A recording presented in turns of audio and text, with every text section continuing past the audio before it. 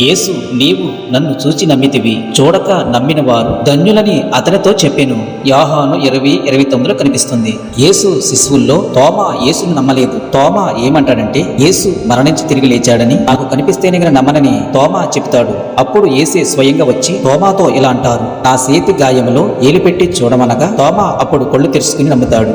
అందుకనే యేసు ఇలా అన్నారు, నీవు నన్ను చూచి నమ్మితివి, నన్ను చూడక నమ్మిన వారు ధన్యులు. ఇశ్రాయేలు ప్రజలైన యూదులు యేసు చేసిన అద్భుతాలు చూశారు. యేసు నీళ్లను ద్రాక్షరసంగా మార్చాడు. 5 రొట్టెలు 2 చిన్న చేపలు 5,000 మందికి పంచిపెట్టాడు. సముద్రం పైన నడవసాగాడు. అందులకు చూపి ఇచ్చాడు. కుష్ఠ రోగులను స్వస్థపరిచాడు. చెమిటి వారికి విడికిడి, మోగవారికి మాట ఇవ్వడం, పక్షవాయువుతో బాధపడుతున్న వారిని స్వస్థపరిచాడు.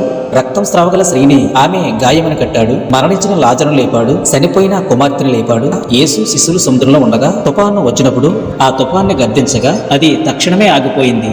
ఇశ్రాయేలు ప్రజలైన యూదులు యేసు చేసిన ఈ అద్భుతాలన్నీ చూశారు. అయినా వారు యేసును నమ్మలేదు.